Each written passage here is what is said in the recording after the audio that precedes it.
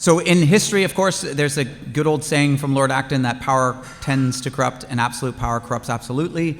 Our constitutional history develops from 850 until 1688, a long, bloody struggle, and we get the separation of power. Power separated from one king who had absolute power into an executive branch, a judicial branch, and a legislative branch, and that's a really good development. Now we're going to shift from that development, which happens in England, to Canada. So Canada in the 1700s and the early 1800s is a colony of the UK. Okay, so the king is the head of the executive branch in the UK, and that means he's also the head of all of the colonies as well. So the colonies fall under the executive branch. And what ends up happening in Canada is we get this thing called the Chateau Clique and the Family Compact. The Chateau Clique is found in what is now Quebec, and the Family Compact is found in what is now called Ontario. It's called Upper and Lower Canada back then. And what it is it's a clique or a group of very powerful, wealthy men who basically control all the levers of power. And they're all under that executive branch of government. Okay, they're all under the governor generals in those two little colonies. And so, in effect, is what we have is that by the late 1700s, early 1800s, the ideas of the Glorious Revolution 1688 are alive and well in the UK, but in the colony, they're totally forgotten. The colony is run as UK used to be run before the Glorious Revolution, that the little power brokers, little oligarchs in Ontario and Quebec are running their little fiefdoms there as if they're mini kings in Canada. And so there's a rebellion that happens in Canada. So, I mean, nothing quite like the American Revolution, but we have our own mini one in 1837 here in Canada, and where men, normal, ordinary men, say, hey, this is not cool, this is not right. We have inherited the constitutional heritage from the UK, and we want that kind of respect here too in Canada. And so the rebellion, it's relative to other rebellions in the history of the world, it's pretty tame, kind of typical Canadian, I suppose. Not a ton of bloodshed, and but it causes enough anxiety and tension and reaction that within a few decades we get the Constitution of Canada. And so from the rebellion of 1837, the overreaction from the Family Compact and the Chateau Clique, we end up getting the rise of a set of lawyers who know and understand our constitutional history from the UK and say, okay, let's make Canada its own country, no longer just a colony of the UK under the power of the King of the UK, but rather let's make Canada its own country. We're going to create a law called the Constitution Act 1867 that's going to create Canada, and we're going to make sure that that law reflects everything that was earned for us, what was fought for us in the UK in that long, bloody history that I talked about in the first lecture. Okay, so in 1867, July 1st, right, that's Canada's birthday, that's when we became a country. 1867, we become a country through this Constitution Act passed by the UK Parliament. Question? Yes? Was that originally called the BNA Act? Yes, thank you. That's the BNA Act, the British North America Act. That's what its original name was. Yes, thank you for that. That's right. And the preamble to the Constitution Act, 1867, or the preamble to the BNA Act, the British North America Act, it opens with a phrase that says, Canada is a country, the Dominion of Canada, with a constitution similar in principle to that of the United Kingdom. That means that all of the principles of the UK's constitution are incorporated by that phrase into Canada. That means we have representative government, we have responsible government, we have the separation of powers, we have all of that has been incorporated here. So that's a very, very important document. We're going to fast forward. I could say a lot about that, but we're not going to because we only have a little bit amount of time. We're going to fast forward to the next biggest development in our Constitution, which happens in 1982. Anyone know what? I put it up there, right? Sorry. Okay. So 1982, Pierre Elliott Trudeau, Prime Minister Pierre Elliott Trudeau, after a long negotiation with the premiers of the country, ends up getting the Canadian Charter of Rights and Freedoms. It's added to our Constitution. So what I want to clarify for you is that the Charter is a part of our Constitution. It is not the whole thing. So a lot of people sometimes think that, well, the Charter is our Constitution. It's just a part of it. It's an important part of it, but it's a part of it. And the Constitution is the highest law in the land. So every other law in the country has to abide by or according to be found in accordance with the Charter of Rights and Freedoms. And the Charter of Rights and Freedoms starts with this beautiful phrase. I really like it. It says that whereas Canada is founded upon principles that recognize the supremacy of God and the rule of law, so that's its only preamble, and then it goes right into the body of the Charter. So the word whereas, you should translate it as the word since.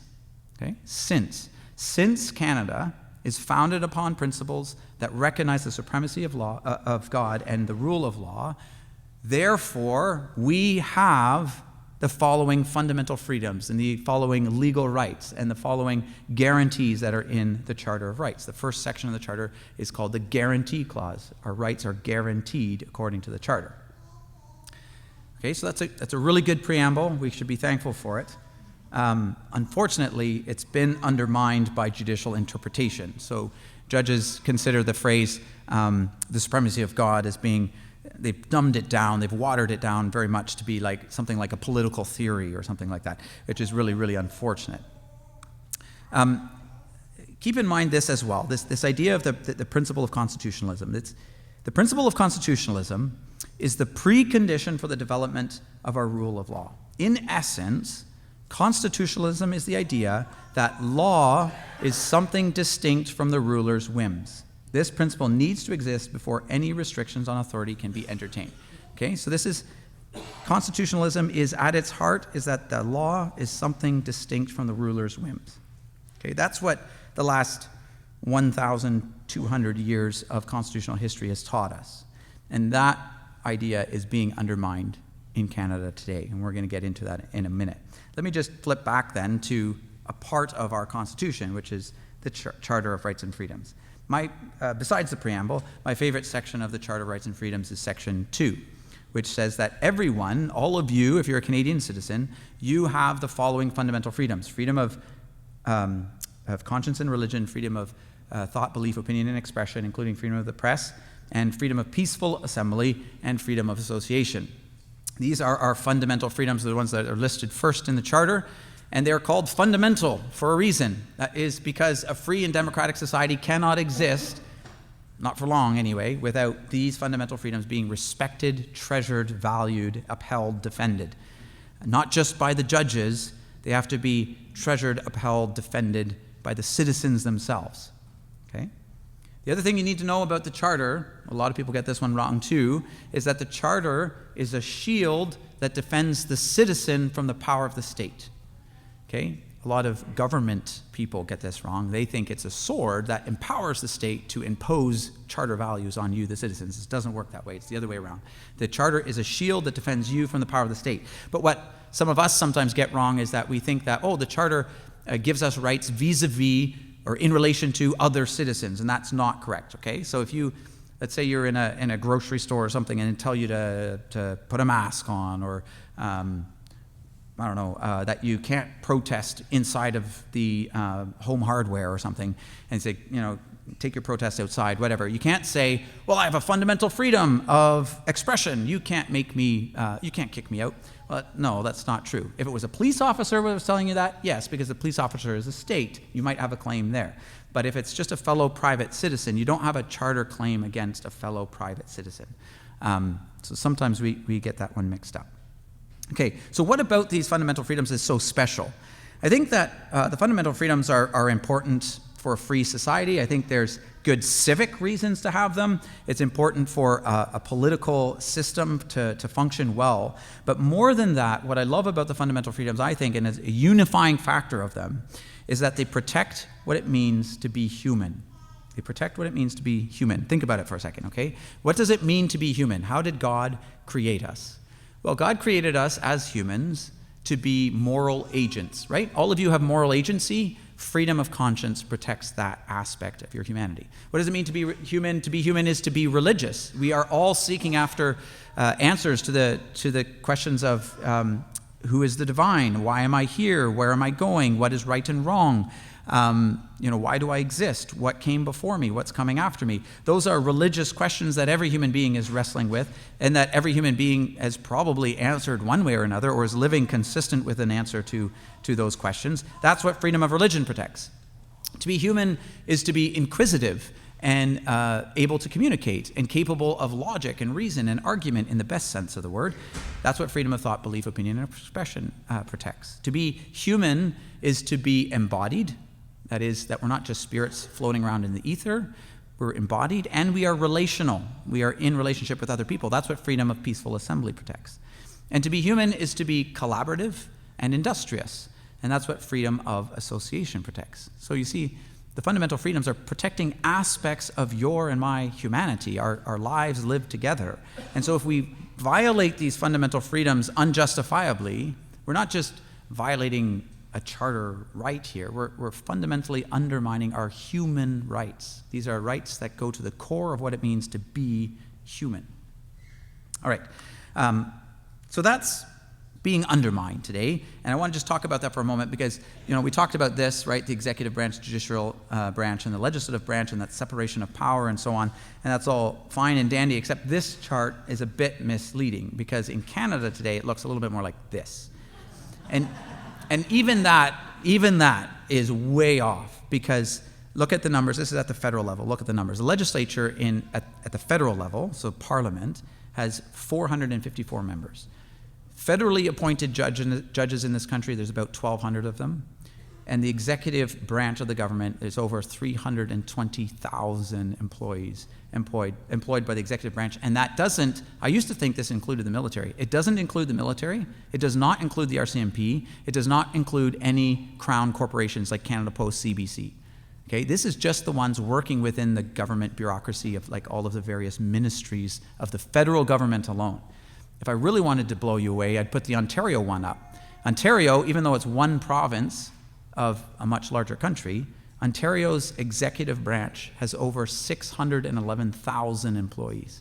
11% of the workforce in Ontario works for the Ontario government. It is huge. And that's, to me, a problem. If 11% of the workforce is employed by the government, that's going to be a problem. So there's a couple of legal political developments in the 1970s and 80s that leads to this kind of a thing. And leads to ongoing challenges here. One of the big developments is that in the 1970s, particularly under Prime Minister Pierre Trudeau, and it's continued ever since, whether you're conservative or liberal, is a concentration of power in the office of the PMO, the Prime Minister's office. Okay, so the Prime Minister in Canada has a phenomenal amount of power and control.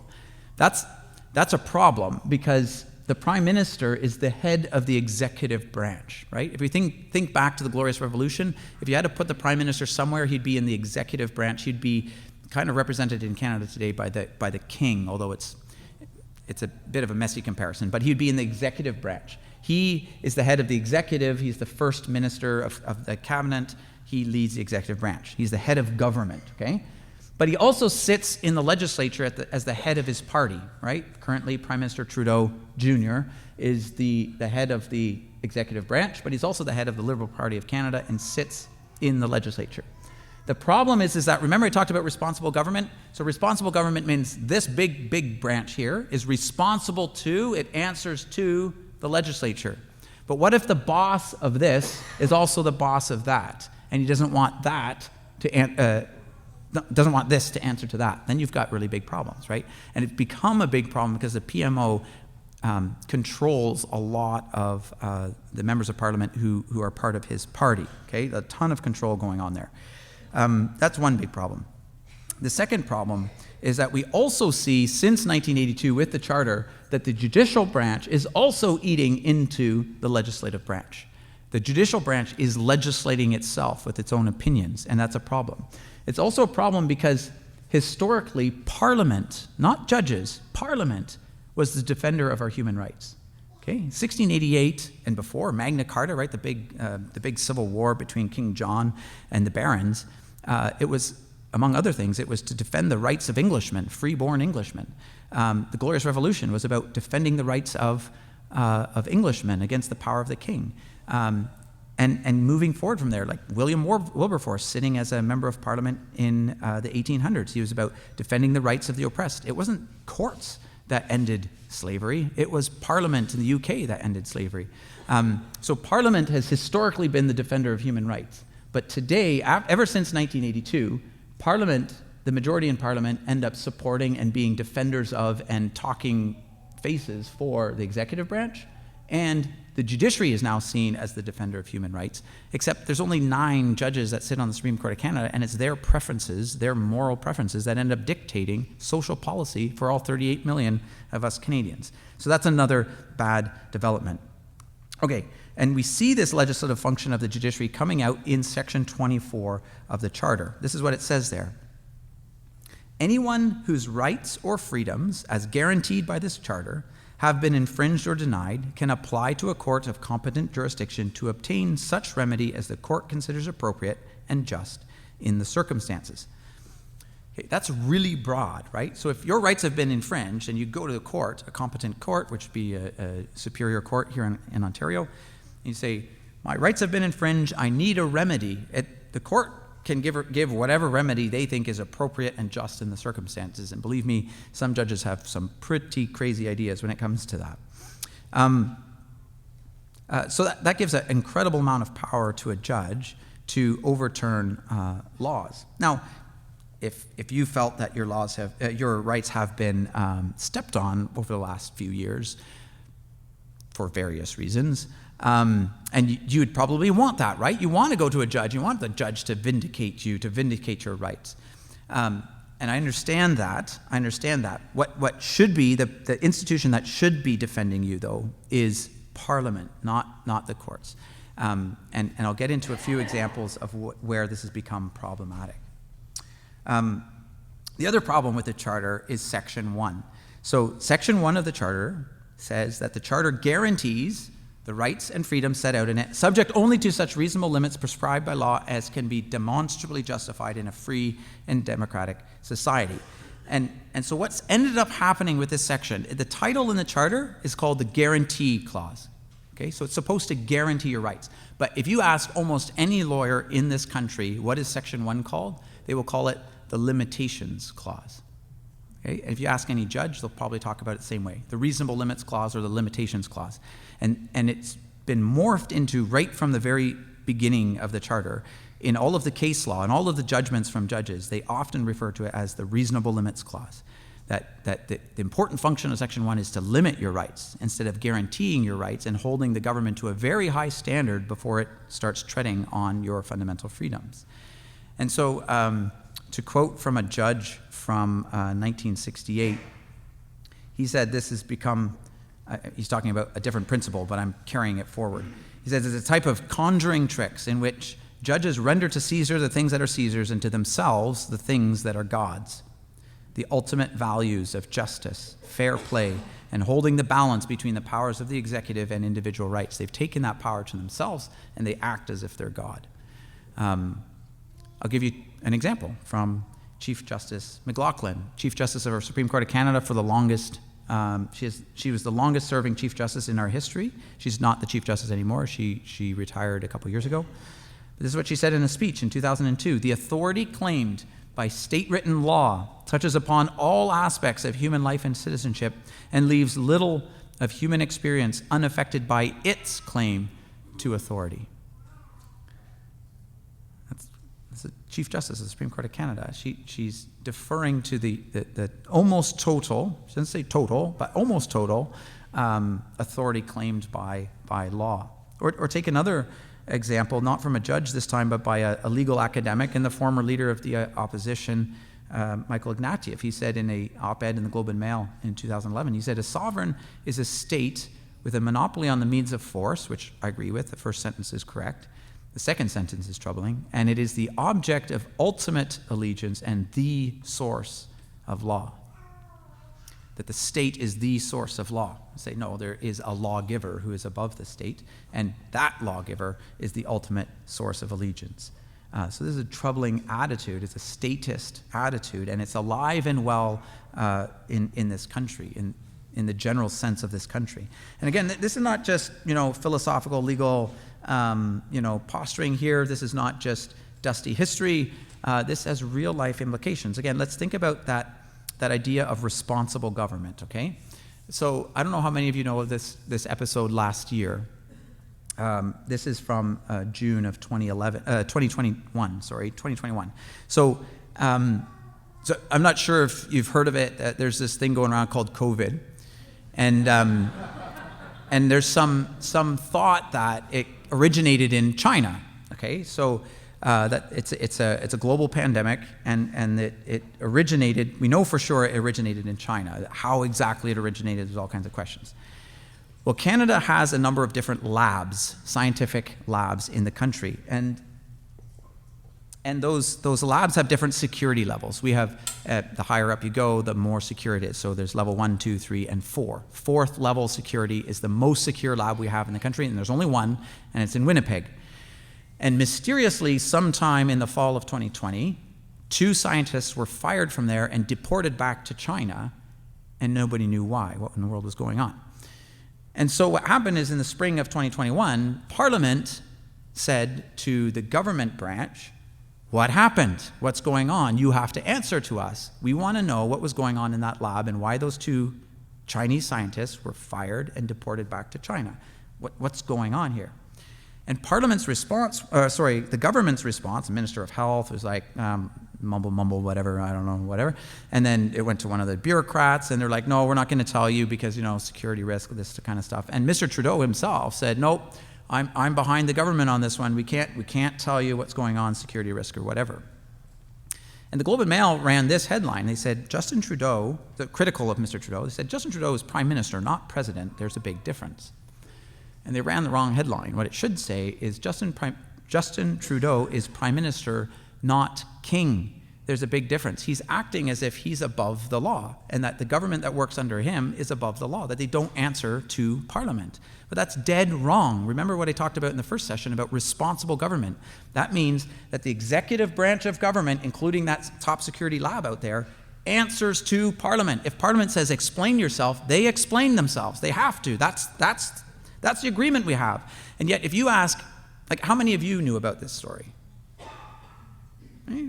That's a really high proportion, okay? Because the vast majority, and even, most of you didn't. But if you ask most Canadians, they have no clue that was going on. If that had happened in 1920s or the 1870s, or the entire nation would be in an uproar. They'd say, we fought long and hard for responsible government. You know how much blood was shed for responsible government? And you, the Prime Minister, are going to say, what? And this was run right in June 2021. What happens in the summer of 2021? Mr. Trudeau calls an election. Why? Because he wants this controversy to go away. He has a minority government, so the NDP, the Bloc, and the Conservatives are putting a lot of pressure on him.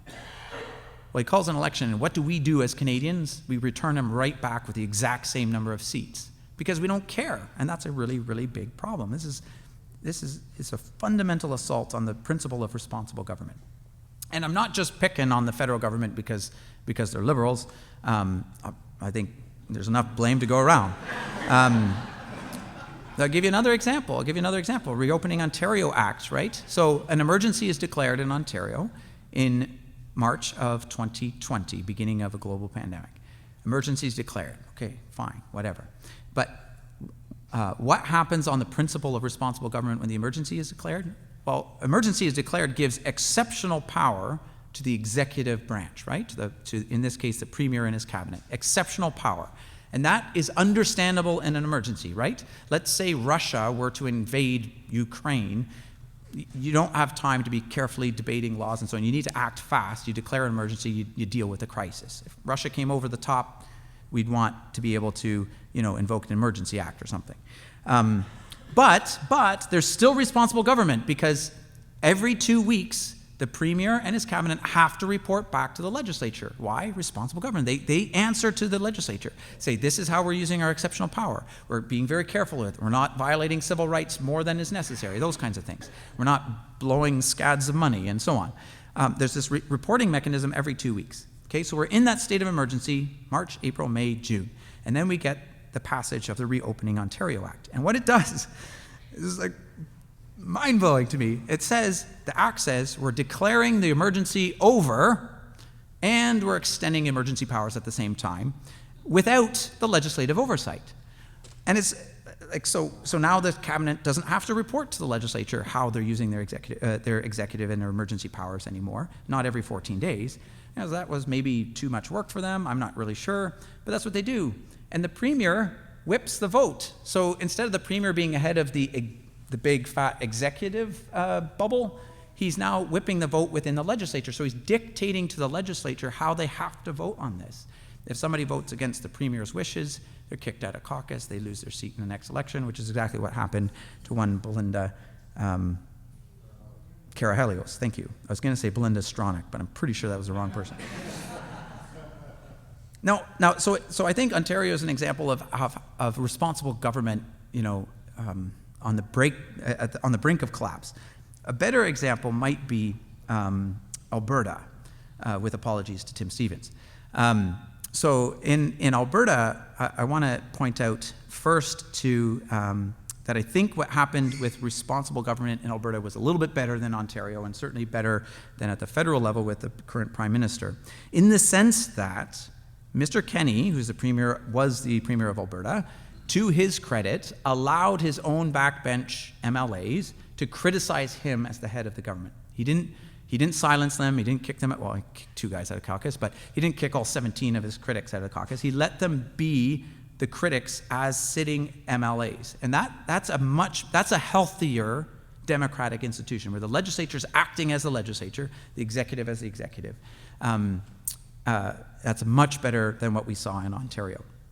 Another problem, though, is what we see here in Alberta. I'm just going to point out this challenge here, okay? So the summer of 2021, Alberta opened up wide. All restrictions were gone, and there's a big celebration in Alberta, okay? But when that announcement was made, Dr. Dina Hinshaw, she made this statement. She said, whereas under Section 29, 2.1 of the Public Health Act, I have the authority by order to prohibit a person from attending a location of any period and subject to any conditions that I consider appropriate where I have determined that the person engaging in that activity could transmit an infectious agent, and I also have the authority to take whatever other steps there are, in my opinion, necessary in order to lessen the impact of the public health emergency. Look how often, look at the language of this, okay? For any period, with any conditions, whatever other steps she wants to take, and look at the first person singular pronoun. I have the authority. I consider appropriate. Where I have determined that the person engaging in the activity could transmit, I also have the authority to do what, in my opinion, is necessary. Now, so some people are very disappointed with Dr. Dina Hinshaw for this, but where the origin of the problem here is how the law is written, because what she's saying is true. Section 29, 2.1 of the Act does give her this authority. She's just acting according to the authority given to her by the legislature in Alberta through the Public Health Act, Section 29, 2.1. Okay, so when our legislatures are passing laws, they got to be really, really careful what kind of power they give to an executive office holder, like a public health officer. We have to make sure we give limited power to a public health officer. So I want to end with, I'm going to give one more example, because this one is the one that is the most interesting to me, okay? British Columbia is an interesting case study when it came to the use of executive power and the church's reaction to the use of executive power. So at the beginning of COVID-19 in 2020, I would have said that British Columbia, with their NDP government, did the best job of responding to it of all of the provinces. The beginning from March all the way till October of the first year, they used a much more general approach. They didn't get super invasive with all kinds of crazy orders that were nitpicking all the way down to the nth degree. Their basic rule was no gatherings of more than 50 people. That was their basic rule. They never shut down churches completely. They said no gatherings more than 50 people, and they allowed actually creative thinking around that. So for example, I know of a number of churches in British Columbia that said, okay, no gatherings of 50 people in a room, but they were able to split up their church. So So see, there's a divider in this gym. They could drop that divider, put 50 on this side, 50 on that side, and have 100 in the room, and that was okay. I know one church that could do that in their auditorium. They do it 50, 50. They had another 50 in the auditorium or the fellowship hall or whatever in the back, and another 50 over in another room there. And they had basically their whole church could come to church every Sunday, and that was okay. It worked within the law and within the rules. But then something really strange happened. Really strange happened in BC. There's an election, and NDP majority came back, and then within a week, Dr. Henry issues this order that makes it illegal to gather for worship with any number of people, indoor or outdoor, like totally prohibited. And people say, oh, it must have been a really bad outbreak or something. They must have shut down everything. And the answer is no. You could go swimming at the public swimming pool. You could go to the art gallery indoors and look at art with a bunch of friends. You could have an indoor 50-person business meeting, even though Zoom was invented for business meetings and not for church. You could go to school. You could go to the pub and have a pint with 5 other friends in a room that was filled with 50 other tables with 5 other friends on those tables. You could go to the restaurant. You could watch the hockey game, party for 3 or 4 hours. That was all okay, all indoors, and so on. But if you wanted to gather outdoors for prayer with even just 10 people, that was illegal. And it was so absurd that there was a call made to the police because there was a gathering at a church. And so police showed up. It was rather strange because it was happening on Saturday. So they show up at the church and say, hey, this is an illegal gathering. And they said, no, we've got a permit. We're filming a church service. So this is a film setup. It's not a real worship service. And he said, oh, our mistake. Sorry, please proceed. So if you fake a church worship service and film it, that was okay. But if you did the real deal, illegal. You'd be faced with a fine. It was mind-blowingly self-contradictory and all kinds of problems. So that case, a number of churches challenged that law. The churches that challenged the law, they did what I thought was they were trying to be as reasonable as possible. So they were still physically distanced. They had hand sanitizing stations. People were masked and social distance and all this other stuff. The newspaper said these are churches that are flaunting the law, but they weren't. They had an auditorium that seated 500 people and they had maybe 50 or 60 people in it. They weren't flaunting the law, but they were still fined for that, and it went to court. And the organization I work for, we intervened in that case. And this is what the judge said in his decision, upholding the public health order, not striking it down as unconstitutional, not violating unjustifiably freedom of religion or freedom of peaceful assembly. This is what he said. He said, the intervener, that was my argument, the intervener submits that the risks of in-person religious gatherings were obviously identical risks to those present in school, gymnasium, support group, or restaurant settings. This simplistic analysis fails to account for the key distinguishing factors relied on by Dr. Henry in restricting religious gatherings, including the ages of the participants, because obviously only octogenarians go to church, the intimate setting of religious gatherings, because drinking beers at the pub for 3 hours at a time is not an intimate setting, I suppose, and the presence of communal singing or chanting in religious gatherings. In other words, Dr. Henry said that religious gatherings were a little different from all of these other gatherings for these 3 reasons. Therefore, we're just going to take her at her word. She doesn't have to prove it. She just has to assert it. And if she asserts it, I'm going to take that as true. Away we go. Now, this case is under appeal. So I argued with the lawyers representing the churches in the BC Court of Appeal back in March. We're still waiting for a decision. I am hoping and praying, as you should as well, that the Court of Appeal in BC overturns this decision, because there's a standard in law. There's things that are in a case like this, the judge has to determine, is it reasonable or is it unreasonable? And for me, I'm like, this is not reasonable. It's not unreasonable. It's not patently unreasonable. It is absurd. It is absurd, and I think a court needs to call that out.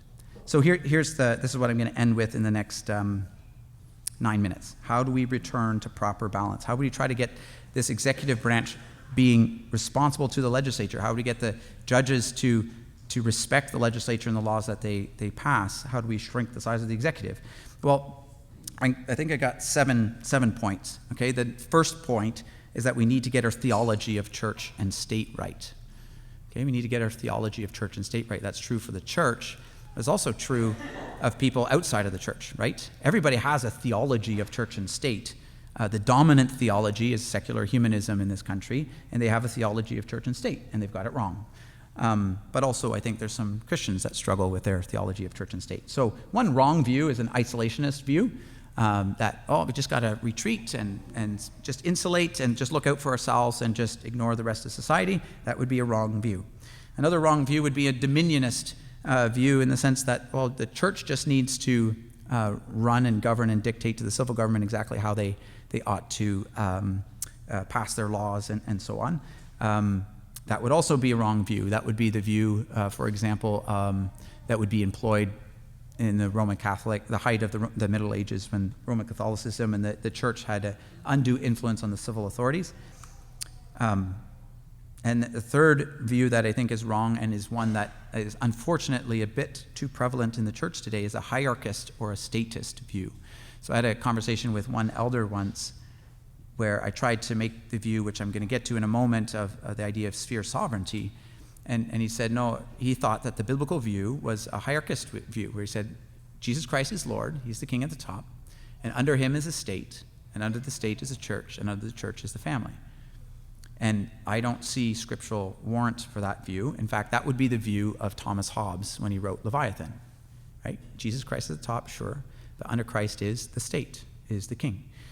That's a Thomas Hobbesian Leviathan view. I don't think it's a biblical view. The biblical view is one of sphere sovereignty. Abram Kuyper says it well. It's a quote worth memorizing. There's not one square inch in the whole domain of our human existence over which Christ, who is sovereign over all, does not cry, mine. It's all his. He is the king over all. But then he differentiates power. He separates power. So we talked about the separation of power between judiciary and executive and legislature. Well, Christ does the same with his power. He delegates it down, and he gives some power to the civil government. He gives some power to the church. He gives some of his power to families. He gives some of his power to you as an individual agent, moral agent, when you exercise your conscience. He separates his power. He doesn't give it all to one person. Nowhere in Scripture would you see that idea. Look at the Old Testament. They would always split the office of prophet, priest, and king. You don't combine those into a single person. The one exception is Melchizedek, who is a prophet, priest, and king, but he's the one who's pointing to the person of Jesus Christ, who is the only one who can hold all three of those offices all at the same time. So that's the first thing we need to do, is to get our theology of church and state correct. The second thing we need to do is to have the legislature assert itself again, like it once upon a time did. And it's not impossible to do. If you look at the UK, their parliament still asserts itself. You know, how often does a prime minister get turfed in an election? It doesn't happen as much as they get turfed by their own party, right? Their own backbench MPs kick out their own leader. And we need to see that happen more often, because an MLA or an MP, a member of parliament, sits as an elected representative of their constituency, and they should be representing the interests of that constituency and not being dictated to by the leader of the party. In order for that to happen, the legislature has to assert itself more often. The third thing is that the executive itself has to be bound by precise laws. Remember Dr. Dina Henshaw and her comment about her having the authority to make whatever condition she wanted to impose, she could do that. Well, that's because the executive wasn't bound by a precise law. It was an open-ended law. It gave her all kinds of power, discretionary power. I think that's dangerous. The fourth thing is that the legislature also has to be willing to push back on judges. Okay? Judges they're kind of like, within the legal system, judges are kind of like our high priests. Well, the high priest, I guess, would be the 9 on the Supreme Court of Canada, and then the rest of them are just regular priests. But they have this weirdly high, elevated moral status within the legal profession, and that's problematic. And one way to knock that down a peg is for the legislature to assert itself a bit more. So I'll give you one good example, a bad example and a good example. A bad example would be when one lonely judge out in Quebec somewhere struck down the latest euthanasia law as being unconstitutional. I mean, that euthanasia law wasn't a great one to begin with. It's a bad law. But it had been debated and deliberated over by the Harper Conservatives and by the Trudeau Liberals. It went through 2 houses of Parliament. It consulted hundreds of experts and stakeholders. They took 16 months to deliberate over it before they passed it into law. And then one judge in Quebec says, yeah, no, this law is still unconstitutional. I'm going to strike it down and open it up even wider than it was in Canada. And what did the Attorney General do? He's like, the judge has spoken. I guess we got to write an even more wide open law for euthanasia-assisted suicide. Instead of pushing back and saying, well, no, first we're going to appeal this thing, and then we're going to reassert, like, wait a second, Parliament does want to protect human life, and we do want to make sure that there's safeguards when we're talking about killing people. A good example was when the Supreme Court of Canada struck down our prostitution law back in 2013. And Mr. Harper and the Conservatives in power at that time said, all right, we're just going to pass a new law that still criminalizes prostitution. It's actually a much better law. And it's I think, the single best piece of legislation passed during the 9 years of Stephen Harper, because they were willing to push back on that particular issue. We need to see more of that. Okay, almost done here. A fifth thing is that candidates should speak. So if there's an election campaign going on, and something like what happened where the Mr. Trudeau was refusing to report on what was going on in the high security lab in Winnipeg and the firing of 2 Chinese scientists there, we got to make sure that the candidate, when they come knocking on our door asking for our vote, that they speak to that kind of thing. Where are you at on responsible government? What would you do as a backbench MP to push back against your own leader? I don't care about what you would say about the opposing party. That's easy to do. What would you say about your own party abusing his power? Ask them that. The sixth thing is that judges and lawyers need to know their constitutional history. That whole history lesson I gave in the first lecture, that was all stuff I had to learn myself after I graduated law school. Okay? Until the 1950s, if you went to law school in Canada, you would have had to do 3 full constitutional history courses in order to become a lawyer. I mean, you had to do a lot of other courses as well, but 3 full courses on constitutional history, and that was before the charter even was thought of. Okay? Today, if I do my law degree, I'd have to find there's 1 or 2 law schools in Canada. So there's 26 law schools in Canada. Only 1 or 2 of them teach a constitutional history course that goes back beyond 1867, and they're optional courses. For the rest, nobody's taught this stuff. They don't know who King James I or Charles I is. They don't know what the Glorious Revolution is. They have no clue how we got responsible government in the first place. That's time immemorial to them, and that's a really, really big problem. My eyes were opened, reading this constitutional history, and it should be taught to not just judges and lawyers, but to citizens as well. If you want that history, by the way, just published a book called A Christian Citizenship Guide, 2nd edition. It's not available on Amazon yet.